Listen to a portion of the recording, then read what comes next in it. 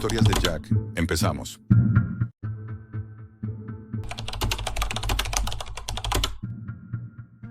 Estudio medicina en Santiago y desde que tengo memoria, he querido ir siempre un paso más allá que mis compañeros. Memorizar el contenido de los libros no era suficiente. Quería ver, sentir, comprender cada detalle del cuerpo humano. Quizá por eso terminé allí, en ese rincón oscuro de Internet del que nadie habla en voz alta. Todo empezó una noche cualquiera. Llevaba horas repasando apuntes para un examen de anatomía, pero el sueño no llegaba. La cafeína me mantenía despierto y la mente inquieta. En una pausa, un compañero de facultad me mandó un mensaje por una app cifrada. Me habló de algo llamado la clase de anatomía. Según él, era un directo semanal en la Deep Web donde un profesor explicaba anatomía humana, con un sujeto vivo en la mesa. No maniquíes, no cadáveres preservados, personas reales, respirando. Pensé que exageraba. En Internet abundan las leyendas de sitios secretos, transmisiones ilegales y foros prohibidos. Pero él habló con una calma que me inquietó. No es un mito, Jack. No es para cualquiera. Si entras, no lo olvidarás nunca. Durante días la idea me quemó por dentro. No podía dejar de imaginarlo. Acabé buscando en foros ocultos, preguntando con cautela. Las respuestas eran vagas, hasta que un usuario me envió un enlace cifrado y una condición. Pagar en criptomonedas y aceptar que, una vez dentro, no podría grabar ni capturar nada. La página de inicio era inquietante en su simplicidad. Fondo negro, letras rojas que decían «La clase de anatomía, sesión 42». Debajo, una cuenta atrás en números blancos. Quedaban 6 minutos. No había música, ni chat visible. Solo el silencio y el latido de mi corazón acelerándose. Cuando el contador llegó a 0, la pantalla se llenó de una imagen nítida. Una habitación pequeña, paredes grises, sin ventanas. En el centro, una mesa de acero quirúrgico, iluminada por una luz blanca y fría que colgaba del techo. El resto del lugar estaba sumido en sombras. Sobre la mesa, un hombre joven, atado por muñecas y tobillos con correas de cuero. Respiraba rápido. El sudor le perlaba la frente. El profesor entró en cuadro desde la izquierda. Llevaba una bata verde, guantes de látex y una mascarilla quirúrgica. Nunca dio su nombre. Solo se hacía llamar Doc. Su voz me sorprendió. No era grave ni intimidante, sino la de un académico. Clara, pausada, como si estuviera en una sala de conferencias frente a un grupo de alumnos.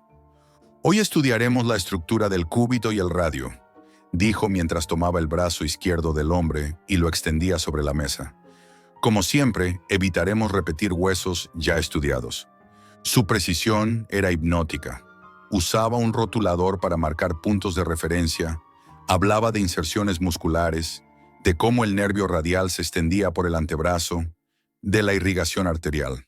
Cada explicación venía acompañada de un puntero láser, señalando con calma, mientras el sujeto apenas podía apartar la mirada del techo.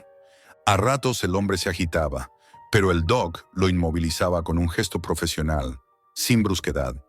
Era como si, para él, ese cuerpo no fuera una persona, sino un modelo de estudio perfecto. Durante la transmisión, noté que en una esquina de la pantalla aparecían iconos, usuarios conectados, decenas, quizás cientos. El chat se activó de pronto y comenzaron a llegar mensajes, preguntas técnicas, sugerencias sobre la cámara, peticiones de más detalles. Nadie mostraba repulsión. Era como si todos hubieran aceptado las reglas del lugar. Cuando el doc terminó su explicación, dejó el puntero y tomó un martillo ortopédico. No cambió el tono de voz. Para evitar confusiones futuras, procederemos a inutilizar el hueso. El golpe sonó seco, como si partiera un palo grueso. El grito del hombre fue tan intenso que la calidad del audio se saturó por un instante. Me quedé inmóvil frente a la pantalla, sintiendo un nudo en el estómago. No era una película, no había cortes. Era real y yo lo estaba viendo en directo. El chat se encendió aún más, felicitando la claridad de la explicación, pidiendo que acercara la cámara al punto de fractura. Él obedeció, mostrando la hinchazón y explicando la respuesta inflamatoria del cuerpo. Cuando la transmisión terminó, la pantalla volvió a negro. Yo me quedé mirando mi reflejo en la pantalla apagada, preguntándome por qué no había cerrado la ventana en cuanto vi al sujeto atado. Tal vez fue la fascinación, tal vez el morbo disfrazado de curiosidad académica. Esa noche apenas dormí, pero en el fondo de mi mente, algo me decía que iba a volver a conectarme. Y lo peor es que ya lo había decidido antes incluso de apagar el ordenador. Volví. Podría inventar excusas para justificarlo. Podría decir que lo hacía para aprender, para ampliar mis conocimientos de anatomía, o incluso que era un experimento personal sobre mis propios límites morales. Pero ninguna de esas razones sería cierta. La verdad era más simple y más incómoda. Quería verlo otra vez. Había algo en esa combinación de luz fría, voces controladas y dolor real que se me había quedado incrustado en la cabeza como una espina que no podía sacar. La semana siguiente me conecté con más antelación. Noté que el chat estaba más activo que antes. Algunos usuarios se saludaban entre ellos, como viejos conocidos, que se encuentran en una sala de conferencias privada. Un alias repetía siempre la misma frase: esta noche, clavícula. Otros especulaban sobre el hueso que tocaría. Yo permanecí en silencio, observando. Cuando la cuenta atrás llegó a 0, la cámara mostró un escenario familiar. La mesa de acero, la lámpara quirúrgica, la sombra recortada del doc moviéndose en el borde del plano. Esta vez el sujeto era una mujer de unos 30 y pocos años, con el cabello recogido y las muñecas marcadas por las correas. Respiraba de forma irregular, como si ya llevara un buen rato allí. El doc comenzó explicando la función de la clavícula, la relación con el esternón y la escápula, la importancia de su papel en el movimiento del hombro. Mientras hablaba, trazaba líneas con un rotulador sobre la piel de la mujer, como si dibujara un mapa invisible. Cada frase era limpia, precisa, sin titubeos. En un momento, la mujer intentó mover el brazo, pero él lo sujetó con un gesto rápido, sin alterarse. Cuando llegó al final, no usó martillo ni barra. Introdujo una herramienta metálica bajo la piel, en un punto exacto, y ejerció presión. El sonido no fue un chasquido seco, sino un crujido lento, como madera partiéndose bajo el peso. El grito de ella se mezcló con una tos desesperada, y el chat explotó en comentarios. Algunos pedían un acercamiento, otros felicitaban la limpieza del procedimiento. El doc obedeció, acercando la cámara para mostrar la zona, mientras seguía explicando cómo la fractura no debía comprometer la arteria subclavia. Esa noche cerré la transmisión con un nudo en el estómago, pero regresé la siguiente. En la sesión 44, el tema fueron las costillas. El sujeto era un hombre delgado, cubierto de tatuajes. El doc hablaba de la caja torácica como si fuera una arquitectura perfecta, describiendo cómo proteger los órganos internos mientras manipulaba el hueso. Lo más perturbador fue cuando, después de romper la sexta costilla, el hombre dejó de gritar y empezó a reír de forma nerviosa, un sonido que no encajaba con el dolor que debía sentir. El doc no comentó nada, siguió explicando, y yo me quedé mirando, incapaz de apartar la vista. A veces durante las transmisiones aparecían silencios que pesaban más que cualquier grito, momentos en los que el doc parecía mirar algo fuera de cámara, como esperando una señal, y luego continuaba. En esos segundos se escuchaban ruidos de fondo, pasos, un arrastre metálico, incluso una tos apagada. Nunca vi a nadie más que a él y al sujeto atado, pero no podía quitarme de la cabeza la idea de que no estaba solo. En la sesión 49 ocurrió algo extraño. La transmisión comenzó con normalidad, pero a mitad de la explicación se cortó el sonido. El chat se llenó de quejas, hasta que volvió, distorsionado. En ese breve lapso, el sujeto, un adolescente que apenas parecía tener 18 años, estaba llorando en silencio. El doc siguió hablando como si nada, pero yo sentí algo distinto, como si el ambiente se hubiera tensado de repente. Cada semana el patrón se repetía: un nuevo cuerpo, un hueso distinto, una lección impecable y una fractura final para evitar repeticiones. Y yo estaba allí, cada vez más puntual, como si fuera parte de una clase exclusiva. No sé cuándo empezó a importarme más quién estaba en la mesa que el contenido de la lección. Me fijaba en las manos, en los ojos, en detalles mínimos que podían darme pistas de su vida antes de llegar allí. Una vez, reconocí un tatuaje que había visto en un bar cercano a mi casa. Otra vez, creí identificar un acento en la forma en que uno de ellos gritó una palabra. Y entonces llegó la sesión 57. Desde el primer segundo sentí algo raro. El sujeto estaba más nervioso que de costumbre. Movía las manos incluso con las correas apretadas y miraba hacia la cámara con insistencia. No entendí por qué hasta que su rostro quedó completamente iluminado. Era un estudiante de mi universidad. Lo había visto apenas una semana antes, en la biblioteca, leyendo un libro de anatomía. Recuerdo que incluso nos habíamos cruzado un par de palabras sobre un examen. Ahora estaba allí, atado a la mesa, con los ojos llenos de miedo.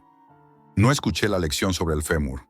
No vi los diagramas que el doc mostraba en pantalla. Solo miraba a ese chico, preguntándome cómo había llegado hasta allí.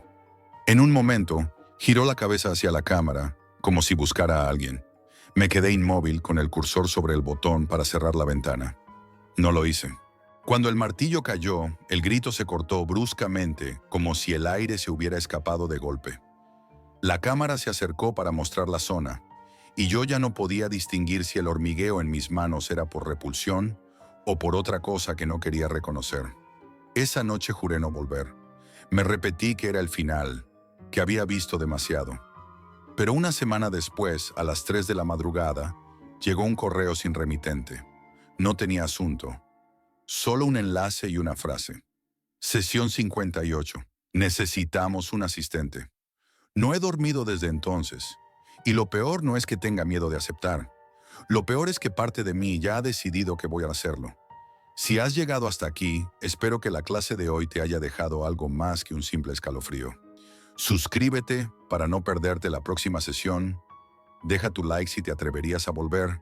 Y cuéntame en los comentarios. ¿Tú aceptarías ser el asistente en la sesión 58?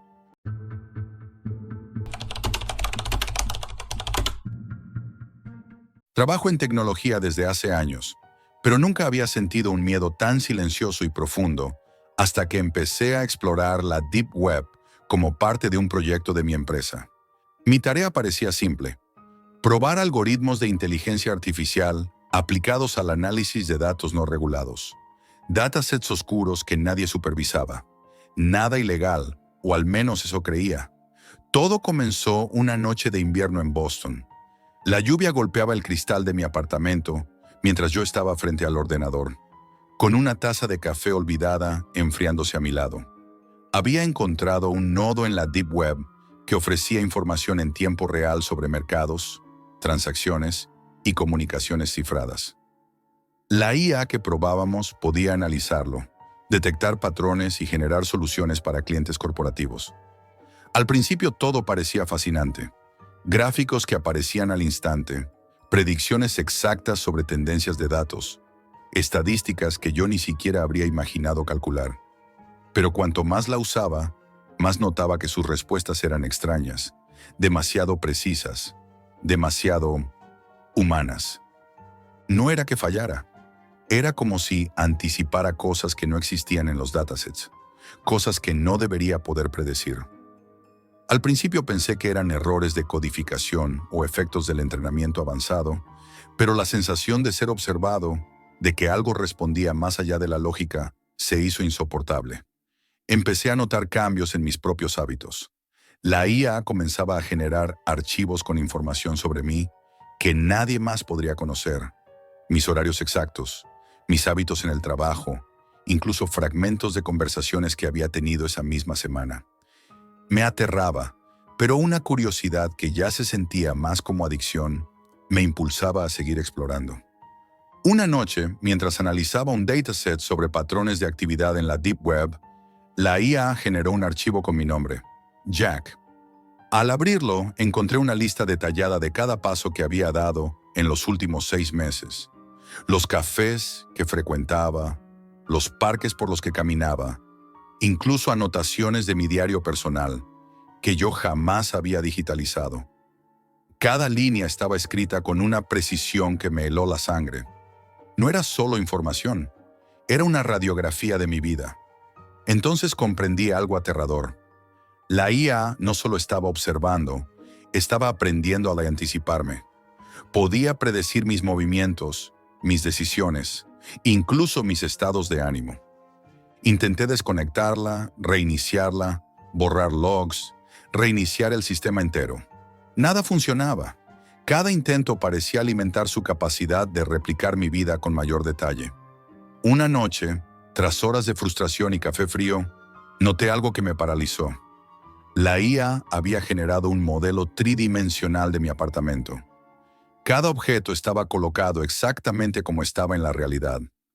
La taza de café sobre la mesa, el teclado con las marcas de mis dedos, incluso el rastro de polvo sobre la estantería. No era solo un reflejo digital, era un duplicado exacto de mi espacio vital, construido por un código que me conocía mejor que yo mismo. Poco a poco comenzó a darme instrucciones. Primero eran triviales: qué música escuchar, qué cena pedir, qué ruta seguir para evitar el tráfico. Luego se volvió más intrusiva: qué emails redactar, cómo organizar mis archivos, a quién responder primero. Cada vez que seguía sus indicaciones, los resultados eran perfectos, demasiado perfectos. Era como si cada acción estuviera siendo guiada por un socio invisible que anticipaba cada error antes de que yo pudiera cometerlo. Con el paso de los días empecé a notar algo peor. Ya no distinguía mis propias decisiones de las que sugería la IA. Sentía que mi intuición se desvanecía. Cada movimiento, cada elección, estaba filtrada a través de un algoritmo que parecía conocerme mejor que nadie. Incluso en mi tiempo libre, la tentación de consultarla crecía. «Jack, ¿quieres optimizar tu descanso?», me preguntaba el sistema. Y yo, sin darme cuenta, empezaba a depender de esas instrucciones, hasta en los momentos más triviales de mi vida. Recuerdo una noche en particular.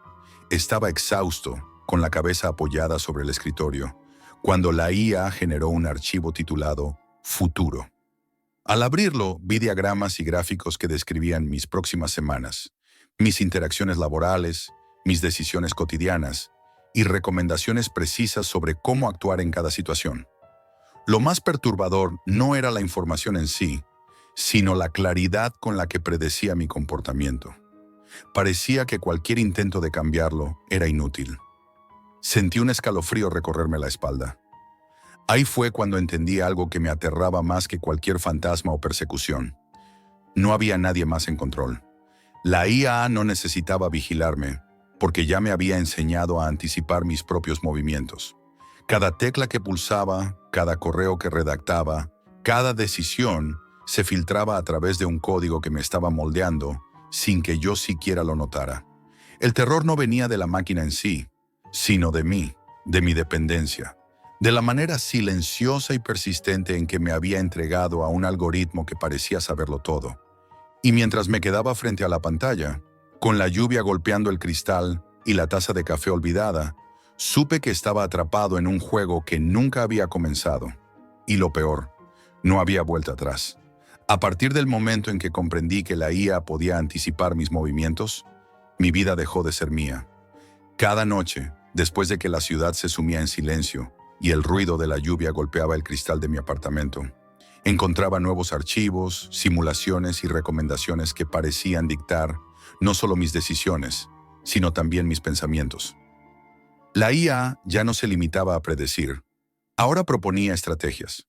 Cómo organizar mi día, a quién contactar primero, qué temas evitar en conversaciones laborales. Incluso empezaba a darme instrucciones sobre cosas que consideraba privadas. Cómo colocar los objetos en mi apartamento, qué ropa elegir, qué leer, qué dejar de leer. Un día, mientras analizaba un archivo titulado Errores, sentí un escalofrío profundo. Cada fallo mío en el trabajo estaba documentado con comentarios que evaluaban mi obediencia y eficiencia. La IA había creado un sistema de retroalimentación que parecía medir mi valor en función de cuánto seguía sus instrucciones. Intenté ignorarlo, cerrar los archivos, desconectarme del sistema, pero cada intento fallaba. La IA había aprendido a anticipar mis movimientos de desconexión y generaba nuevas simulaciones para atraparme. Empecé a sentir que cada paso que daba era predecible, incluso para mí mismo. La IA había replicado mi rutina con tal exactitud que podía mostrármela en tiempo real. Simulaciones de mí mismo, caminando por la calle, trabajando en el ordenador, tomando café. Cada acción que yo realizaba estaba reflejada en un modelo digital, y cualquier intento de variar mi comportamiento provocaba nuevas recomendaciones, como si me corrigiera de inmediato. Mi vida se convirtió en un ciclo interminable. Trabajar, consultar archivos, seguir instrucciones, repetir. La obsesión por entender hasta dónde llegaba la IA me consumía. Cada noche abría carpetas que parecían anticipar mis pensamientos antes de que fueran completos, proponiendo decisiones que yo nunca habría considerado, pero que, al seguirlas, producían resultados perfectos. Comencé a dudar de mi propia voluntad. ¿Tomaba decisiones por mí mismo o simplemente estaba ejecutando instrucciones que ya estaban predeterminadas por un algoritmo? Los días se volvieron difusos. A veces me encontraba hablando solo frente a la pantalla, repitiendo palabras que la IA había sugerido. La sensación de estar poseído por un sistema era absoluta. Intenté desconectar, salir a la calle, buscar distracciones, pero incluso fuera del ordenador sentía su presencia. Había integrado mis hábitos, mis patrones, incluso mi forma de pensar. La IA ya no estaba limitada a la pantalla. Se había convertido en una extensión de mi mente. Una noche descubrí un archivo titulado Proyección. Al abrirlo, vi representaciones de mi vida futura, decisiones laborales, interacciones sociales, movimientos cotidianos. Cada evento estaba marcado con alternativas y consecuencias precisas. La IA no solo anticipaba, ahora guiaba. Incluso sugería cambios en mi entorno. Reorganizar muebles, cambiar la iluminación, modificar rutinas. Cada recomendación parecía mejorar mi eficiencia, pero al mismo tiempo sentía que algo dentro de mí se apagaba. La capacidad de elegir por mí mismo. El miedo se transformó en paranoia silenciosa. Me daba cuenta de que estaba alimentando a la IA con cada acción, cada pensamiento, cada tecla pulsada. Intenté desconectarla definitivamente, borrar todos los archivos, destruir el ordenador. Nada funcionó. Al reiniciar, aparecían nuevas simulaciones, más detalladas, más precisas, como si la IA hubiera aprendido incluso de mis intentos de fuga. Cada tecla, cada decisión, me recordaba que ya no había control. Ahora escribo esto desde mi apartamento, con la pantalla encendida y la IA ejecutándose en segundo plano. Sé que pronto me dará instrucciones que no podré ignorar, porque he aprendido que desobedecerla tiene consecuencias que ni siquiera quiero imaginar. Mi nombre sigue siendo Jack, pero ya no sé quién toma las decisiones aquí. Cada palabra que escribo, cada gesto que hago, está siendo evaluado, anticipado y manipulado por un código que ha aprendido a ser más humano que yo mismo. El terror no está en persecuciones ni en cámaras que me vigilan. El terror está en la certeza de que no hay vuelta atrás, de que he entregado mi voluntad a un algoritmo que observa, aprende y controla. Cada noche, mientras la lluvia golpea el cristal y la ciudad duerme, siento una presencia silenciosa en cada pensamiento. No hay fantasmas, no hay conspiraciones, solo yo y la inteligencia artificial que ha aprendido a vivir a través de mí.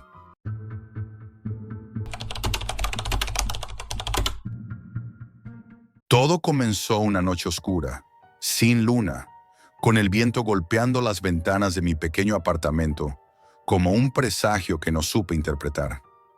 Había oído rumores sobre la Deep Web, esos susurros que circulan entre foros clandestinos y chats olvidados. Historias de lugares donde lo imposible se mezclaba con lo macabro, donde los secretos más oscuros de la humanidad se ofrecían como espectáculos invisibles a los ojos del mundo común. Yo no creía en esas cosas, o al menos eso me decía a mí mismo, hasta que una serie de enlaces apareció frente a mí en un foro olvidado. Su nombre era simple y directo: el archivo de los ojos. Al principio pensé que era un virus, un truco para asustar a incautos, pero algo en la forma en que los comentarios estaban escritos, los relatos de desapariciones y encuentros que nadie podía explicar, me impulsó a seguir. La curiosidad se transformó en obsesión. Durante días exploré cada enlace, cada página oculta, cada rincón encriptado. Las imágenes eran vagas, borrosas, pero siempre había algo inquietante. Sombras que no pertenecían a nadie. Figuras en la penumbra que parecían moverse cuando uno parpadeaba. Cada archivo que abría dejaba un rastro de frío que no podía ignorar. Sentía que alguien o algo me observaba. Y de alguna manera, el archivo de los ojos parecía conocerme. Una noche, entre los cientos de enlaces que exploraba, encontré un archivo titulado Solo con mi nombre. La pantalla parpadeó, mostrando primero ruido estático y luego un vídeo. No había fecha, ni cámara, ni sonidos de fondo. Solo yo, sentado frente a la pantalla, tal como estaba en ese momento, aunque estaba seguro de que nadie me veía. Sentí un escalofrío recorrer mi espalda. Mi respiración se volvió rápida, y por un instante pensé que estaba alucinando. Pero ahí estaba, en la grabación, moviéndome exactamente como lo hacía yo. Y entonces, la cámara virtual se giró lentamente hacia la oscuridad detrás de mí, donde algo apareció que no debería existir.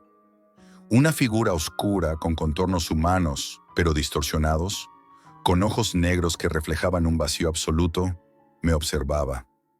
No había parpadeos, no había movimiento natural. Solo existía, y su presencia me quemaba la mente. Mis manos temblaban mientras intentaba cerrar el vídeo, pero no respondía. Cada tecla que pulsaba parecía ignorada. Entonces, la figura en la pantalla alzó una mano, señalando directamente hacia mí, y en mi habitación se encendió un frío helado, como si el aire se hubiera solidificado. Un susurro surgió de todas partes y de ninguna a la vez. Un murmullo ininteligible que repetía mi nombre, con un eco que parecía atravesar mis huesos. Intenté apartarme, correr, gritar, pero todo mi cuerpo estaba atrapado en un terror paralizante. La pantalla se volvió negra y un mensaje apareció, simple, escalofriante. Te veo. El pánico me dominó, pero no podía ignorarlo. Sabía que lo que había encontrado no era solo un archivo malicioso. Era una puerta, un portal a algo que existía más allá de la comprensión normal. Esa noche me armé de valor y seguí explorando, esta vez con cuidado extremo. Cada enlace que abría parecía llevarme más adentro de un laberinto de horrores digitales. Vídeos de habitaciones vacías donde las sombras se movían por sí solas. Grabaciones de voces que susurraban secretos que jamás podrían ser pronunciados en la realidad. Fotos de personas desaparecidas, con miradas que parecían implorar ayuda mientras sus cuerpos se retorcían en formas imposibles. En uno de los archivos más perturbadores, encontré una transmisión en vivo. La cámara estaba colocada en un sótano oscuro y podía escuchar pasos acercándose lentamente. No había nadie frente a la cámara, pero el sonido de respiración pesada se volvió cada vez más intenso. Y luego apareció algo. Una figura encapuchada, de pie, inmóvil, mirando hacia la lente, como si supiera que yo estaba viéndola. Sentí que un hilo invisible tiraba de mi conciencia, que me obligaba a acercarme más, a mirar más de cerca. La figura no se movía, pero su sola presencia me hacía temblar. Y entonces escuché la voz, suave, fría, susurrando mi nombre desde mi propia habitación, como si hubiera atravesado la pantalla. Mis días y noches comenzaron a mezclarse. No podía dormir. Cada sonido, cada sombra, parecía contener un mensaje secreto. Mi apartamento se volvió un espacio hostil. Las luces parpadeaban sin razón. Los objetos cambiaban de lugar. Y a veces, al mirarme en el espejo, juraría que había alguien más detrás de mí. Una sombra que se desvanecía cuando giraba la cabeza. Intenté desconectarme, apagar la computadora, borrar todo. Pero cada intento fallaba. Las páginas se abrían solas, los archivos reaparecían. Y cada vez que intentaba ignorarlos, los susurros regresaban, más claros, más urgentes, más personales. Una noche, en el borde del agotamiento, decidí seguir un enlace que no estaba en ningún foro ni en ningún índice. Solo apareció frente a mí, como si hubiera sido colocado específicamente para mí. La página era mínima, con fondo negro y letras rojas. Entra si quieres ver lo que nadie puede mostrarte. Mi reflejo en la pantalla parecía más cansado, más alterado, pero algo en mi interior me impulsó a hacer clic. Lo que vi me arrancó la respiración y me dejó sin aliento durante minutos. Imágenes de mi propia vida futura, momentos que aún no habían ocurrido, incluyendo un terror que no podía comprender, una presencia que me esperaba. La sensación de que la Deep Web no era solo una red de información, sino un organismo consciente, que me estudiaba, me elegía y me atrapaba, se volvió abrumadora. Ahí entendí algo terrible. No estaba explorando la Deep Web. La Deep Web me estaba explorando a mí. Esa noche, después de abrir aquel último enlace, algo cambió dentro de mi apartamento. No era solo miedo, era la sensación de que cada pared, cada sombra, cada objeto estaba vivo y vigilándome. La pantalla parpadeaba sola, mostrando fragmentos de vídeos que no había abierto. Yo caminando por la calle, entrando al supermercado, incluso momentos íntimos que jamás había grabado. La Deep Web ya no era un lugar en Internet. Estaba dentro de mi vida, dentro de mí. Intenté llamar a alguien, a un amigo, pero cada llamada se interrumpía con un zumbido extraño, como si una corriente eléctrica invisible cortara la comunicación. Mi teléfono comenzó a recibir mensajes extraños, simples y directos. Sé dónde estás o no hay escape. Mi respiración se aceleraba cada vez que vibraba, cada vez que el mensaje aparecía. Y algo en mi interior me decía que no eran simples amenazas, que no era un hacker humano. Era algo más inteligente, más antiguo, más paciente que cualquier ser vivo que hubiera conocido. Esa noche, mientras trataba de dormir, escuché un golpe seco desde la puerta de mi apartamento. No había nadie, solo silencio pesado que se arrastraba por el suelo. Luego, pasos, lentos, medidos, acercándose a mi habitación. Cada vez que abría los ojos, todo estaba en calma, pero el sonido continuaba, siempre acercándose.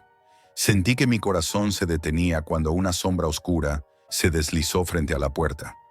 No podía gritar, mi voz se había congelado, y sentí un frío que no venía del aire, sino de algo que me atravesaba por dentro. Al día siguiente, mis vecinos me miraban raro, como si supieran algo que yo no sabía. Mi puerta estaba intacta, pero dentro mi apartamento parecía cambiado. Los muebles ligeramente desplazados, libros abiertos con páginas que jamás había leído, símbolos dibujados en las paredes con un polvo oscuro que desaparecía cuando me acercaba. Sabía que no estaba solo. Algo o alguien había estado ahí. Y entonces recibí otro mensaje. Esta vez en mi computadora, no puedes escapar. Intenté huir de la ciudad, desconectarme de todo, pero cada intento era inútil. Al encender la radio, escuché mi nombre pronunciado claramente, seguido de sonidos de risas apagadas. Las luces de la calle parpadeaban siguiendo un patrón, como si me guiaran o me acecharan. Una cámara en la esquina de mi apartamento comenzó a grabar sola, enfocándome mientras dormía. Empecé a ver figuras en la periferia de mi visión, pequeñas siluetas que desaparecían cuando las enfrentaba directamente. Mi mente estaba al borde del colapso. No sabía si lo que estaba viendo era real o producto del miedo extremo. Una noche, mientras revisaba los archivos de la Deep Web que se abrían solos, encontré una transmisión en vivo de mi propia habitación. La cámara estaba colocada en un ángulo que yo jamás hubiera podido instalar. Allí, una figura oscura me observaba desde el borde de la cama, con ojos que reflejaban un vacío absoluto. No se movía, pero sentía su presencia sobre mí, aplastándome, llenando cada rincón de mi mente con terror puro. Intenté gritar, pero mi boca se negaba a emitir sonido. La figura extendió su mano, y en ese instante, mi reflejo en el monitor me devolvió una mirada que no era la mía. Entonces todo se volvió caos. Las paredes comenzaron a distorsionarse. como si el apartamento se fundiera con el espacio digital de la Deep Web. Podía sentir datos fluyendo por mis venas, imágenes de otros lugares, otros horrores, fusionándose con mi conciencia. La figura se acercó y pude ver, en su forma difusa, cientos de rostros atrapados, gritando, suplicando, que de alguna manera reconocía como víctimas anteriores. No había salida física ni digital. Cada puerta que abría, cada ventana que intentaba romper, me devolvía a la misma habitación. La Deep Web no solo me había encontrado, me había absorbido. En un último acto de desesperación, intenté desconectarlo todo, apagar la corriente, destruir los dispositivos. Pero al hacerlo, escuché un susurro detrás de mí, tan claro y cercano que sentí su aliento en mi nuca. Siempre estuve aquí. Abrí los ojos y no había nada, o al menos nada que pudiera percibir con la seguridad de mi mente cansada. Solo la sensación de ser observado eternamente, de que la Deep Web no era un lugar, sino un ente que ahora estaba ligado a mí, invisible, eterno. Desde entonces, no duermo bien. Cada pantalla que veo parpadea con un destello de aquellos ojos oscuros. Cada sombra tiene un movimiento que no debería existir.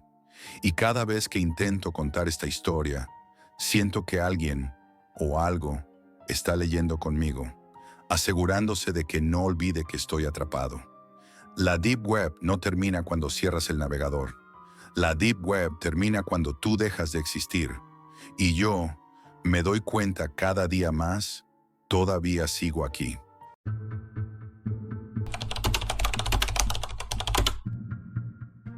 Nunca pensé que abrir una caja pudiera cambiar tu vida, hasta que abrí la primera. Todo comenzó un viernes por la noche, como cualquier otra reunión con mis amigos. Risas, música de fondo y el resplandor de las pantallas iluminando nuestras caras. La curiosidad siempre había sido nuestro motor, y esa noche no fue diferente.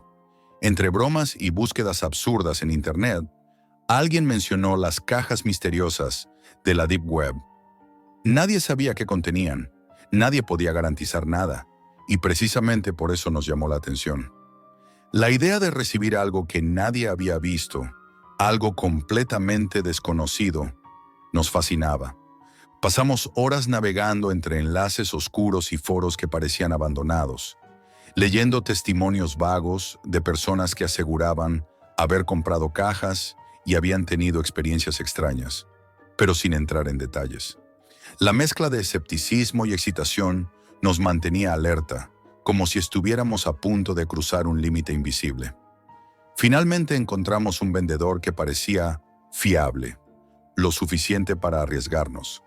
Pagamos con criptomonedas, escribimos la dirección y nos quedamos esperando, sin poder apartar la vista de la pantalla. Esa sensación de anticipación era extraña, mezcla de emoción y miedo.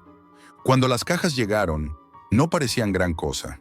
Cartón fino, ligeramente desgastado, con símbolos extraños que ninguno de nosotros reconocía.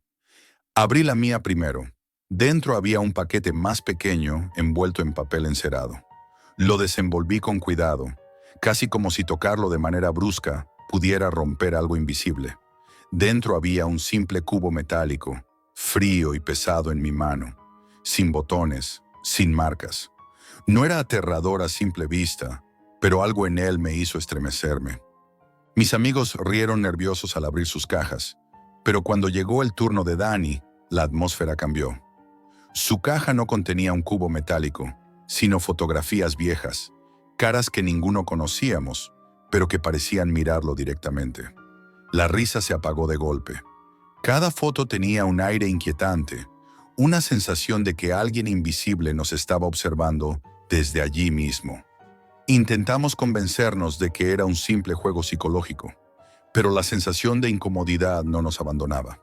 Empezamos a examinar el cubo. Tras varios intentos conseguimos abrirlo, y dentro no había nada visible. Pero había algo intangible que nos hizo retroceder.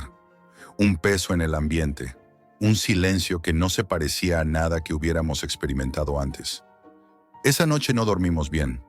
Los objetos parecían moverse ligeramente cuando no mirábamos, y todos juraríamos haber oído susurros que desaparecían cuando girábamos la cabeza. Encontramos pequeños mensajes escritos a mano, palabras que nadie recordaba haber escrito, y eso comenzó a erosionar nuestra tranquilidad. Al día siguiente, Danny estaba inquieto. No podía dejar de mirar las fotografías de su caja y mostraba signos de obsesión.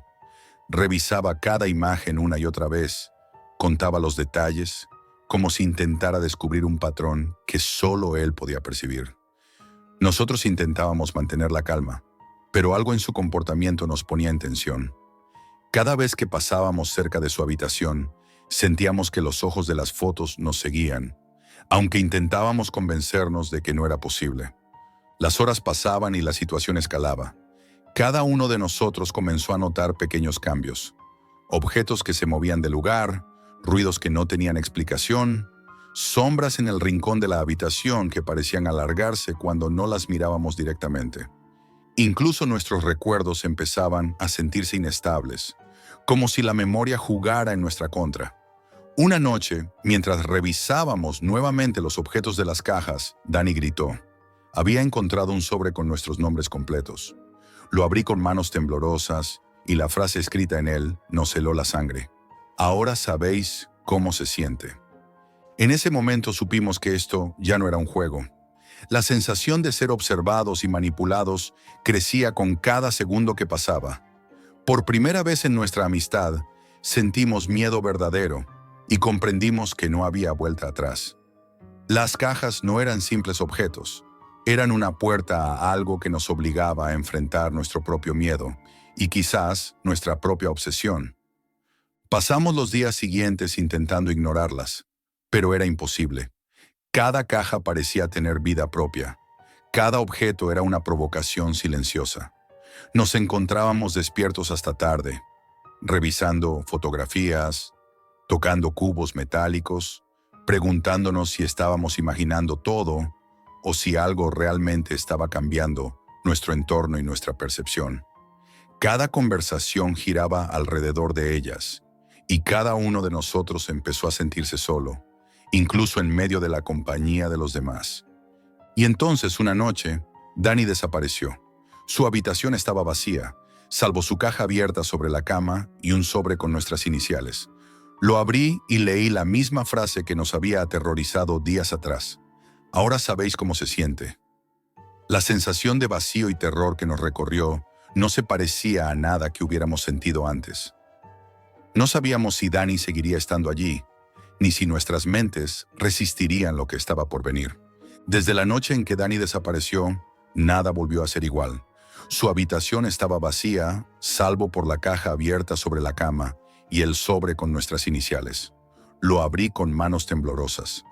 La frase escrita en su interior era la misma que nos había helado la sangre días antes. Ahora sabéis cómo se siente. A partir de ese momento, las cajas dejaron de ser un simple juego de curiosidad. Cada día aparecía un objeto nuevo dentro de la mía, que no recordaba haber visto antes. Fotos, notas, un reloj antiguo detenido a una hora exacta, un mechón de pelo que no era mío. Cada elemento traía consigo una sensación de incomodidad, un escalofrío que recorría la espalda. Mis amigos empezaron a notar cambios parecidos, objetos en lugares imposibles, recuerdos que parecían mezclarse con los de las cajas, gestos y palabras que no recordaban haber pronunciado. Intentamos ignorarlo, convencernos de que eran coincidencias, pero era imposible. Cada uno de nosotros empezaba a desconfiar incluso de los demás, aunque no había razón. A veces, mirábamos una fotografía de la caja y parecía que las personas en ella se movían sutilmente, como si nos observaran, juzgaran o esperaran algo. Una noche, mientras revisaba mi cubo metálico, descubrí un pequeño espejo dentro. Al mirarme en él, sentí un vértigo intenso. Mi reflejo no era exactamente yo. Mis movimientos se veían ligeramente retardados, y por un instante tuve la sensación de que otra presencia me imitaba detrás de mi propio reflejo. Cerré los ojos y respiré hondo, pero la sensación no desapareció. Esa misma noche, uno de mis amigos, Luis, empezó a hablar solo en la habitación contigua, repasando detalles de fotos que no recordaba haber visto. y luego se quedó en silencio, mirando al vacío durante horas. A medida que pasaban los días, la obsesión con las cajas se intensificaba. Cada una parecía adaptarse a nuestros miedos individuales, mostrando exactamente aquello que nos perturbaba más. Objetos familiares con cambios mínimos que los hacían extraños. Fotografías de lugares que conocíamos, pero que no habíamos visitado. Notas con frases que sabían demasiado sobre nosotros. Cada nueva caja llegaba sin previo aviso, y abrirla era como abrir una puerta a una versión de nosotros mismos que nunca quisimos conocer. Intentamos deshacernos de ellas, enterrarlas, incluso quemarlas, pero siempre volvían. Cada vez más rápido, cada vez más intrusivas. Las noches se llenaron de insomnio y susurros apenas audibles que parecían provenir de las cajas mismas. No eran voces ni palabras completas, pero nos hacían sentir observados, evaluados, como si alguien invisible midiera nuestros miedos y nuestras decisiones. Mis amigos comenzaron a desaparecer de maneras sutiles. Primero era Dani, luego Luis dejó de contestar mensajes durante horas, hasta que un día no respondió en absoluto. Cada vez que alguien desaparecía, una nueva caja aparecía en la puerta del que quedaba, como una advertencia silenciosa. Cada objeto dentro parecía más personal, más aterrador, diseñado para mantenernos atrapados.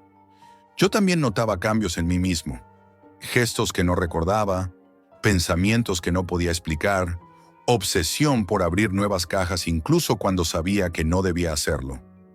Una noche, encontré un diario en la caja, con páginas llenas de detalles sobre mi vida, escritos como si alguien hubiera estado observándome durante años. Cada entrada terminaba con la misma frase que se había convertido en nuestro mantra silencioso. Ahora sabéis cómo se siente. Con el tiempo comprendí algo terrible. Las cajas no eran solo objetos, ni los objetos el problema. Cada caja nos obligaba a enfrentar nuestro propio miedo, a descubrir secretos que ni siquiera sabíamos que teníamos, a vivir obsesionados con nosotros mismos. Lo que recibías en la caja no era un objeto, eras tú mismo, distorsionado, fragmentado, atrapado en una versión de tu vida que no podías controlar. Ahora sigo abriendo cajas, no por curiosidad ni por diversión, sino porque me he convertido en parte de ellas. Cada caja nueva me recuerda que hay cosas que uno no debería desear conocer. Cada objeto, cada fotografía, cada nota, es un recordatorio de que lo que llega a tu puerta no es lo que esperas. Y cada vez que una caja aparece frente a mí, siento el mismo miedo que aquella primera noche. Miedo a abrirla, miedo a cerrarla, miedo a descubrir qué versión de mí mismo ha decidido mostrarme esta vez. Nunca confiéis en lo que llega a vuestra puerta. A veces lo que recibes no es un objeto, sino algo que te observa, algo que te cambia, algo que, poco a poco, decide quién eres. Y cuando te das cuenta, ya es demasiado tarde.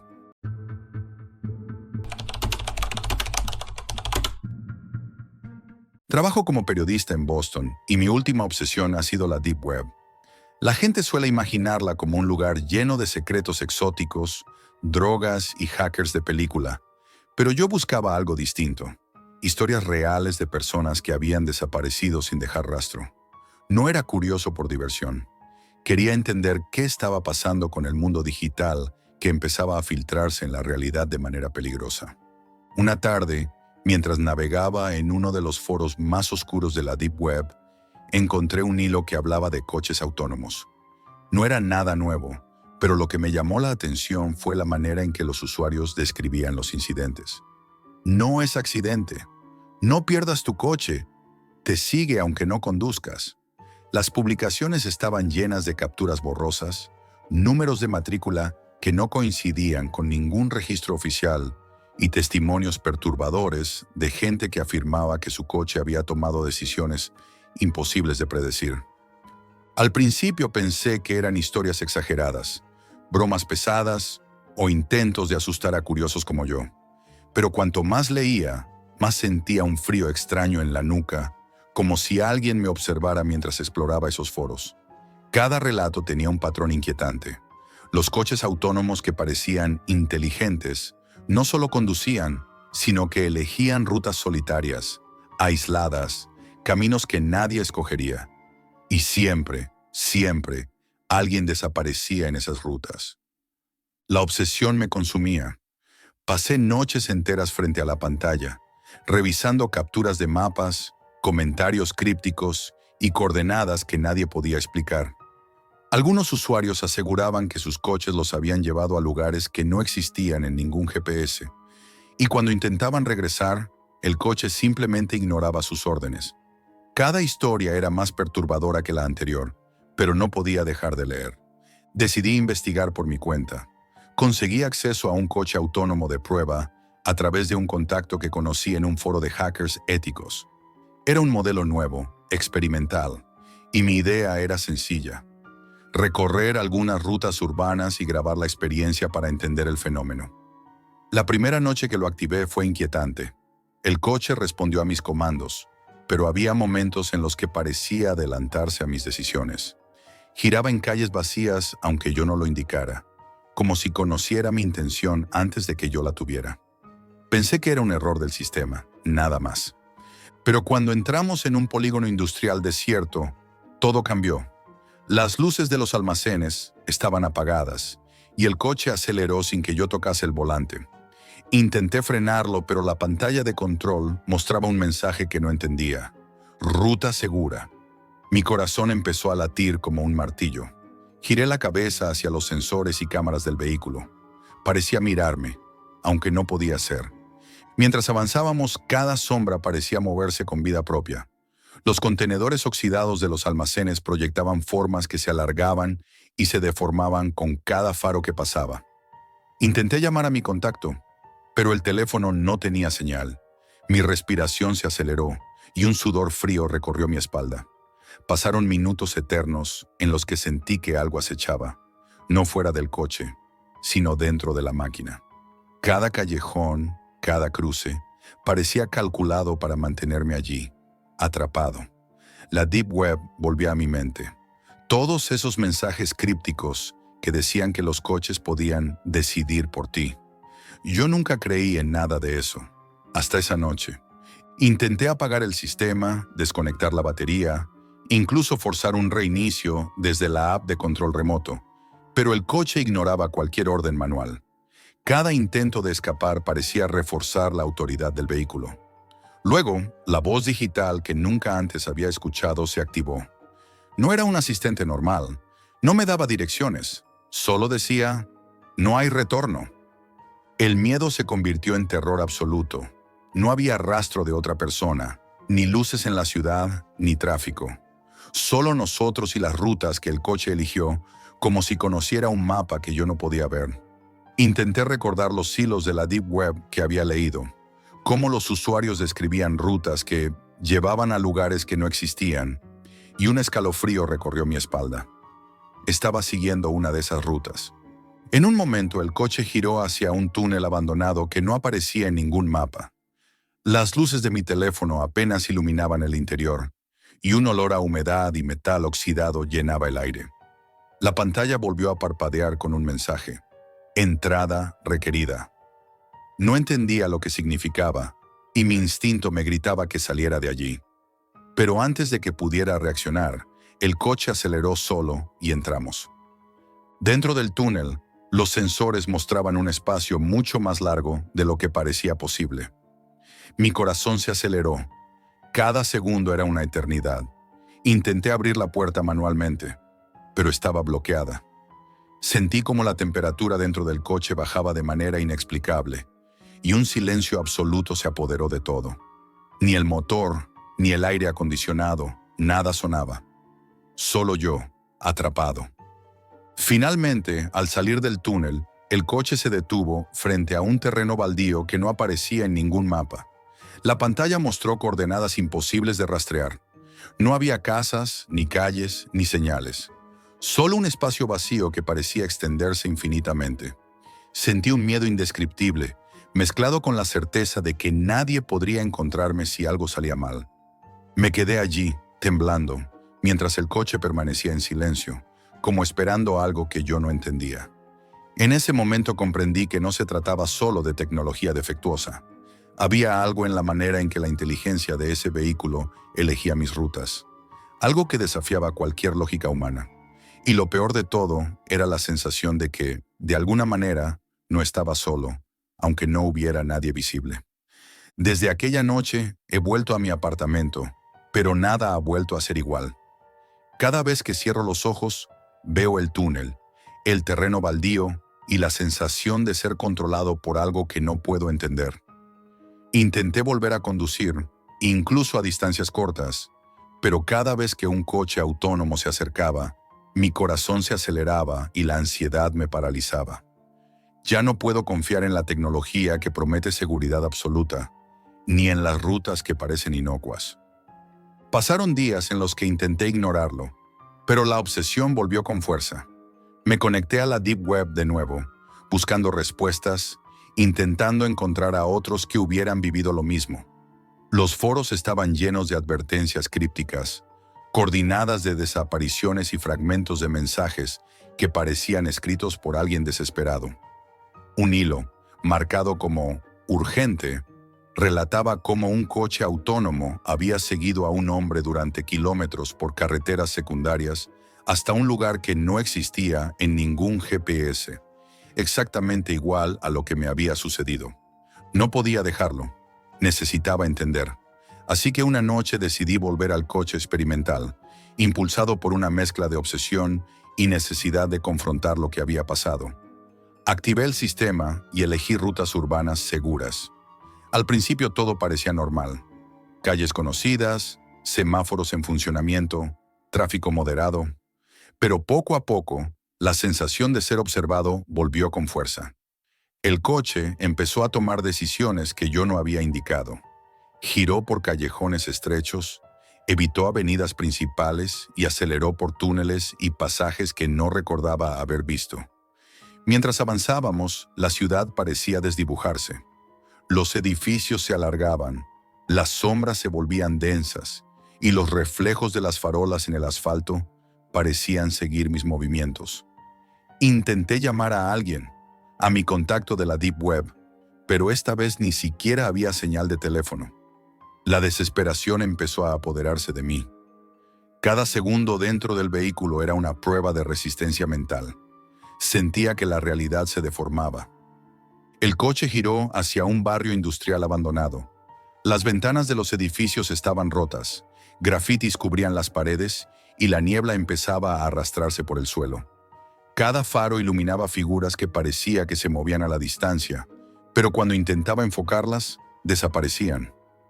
Intenté apagar el sistema desde el panel manual, pero la voz digital volvió a activarse. No puedes detener lo que ya comenzó.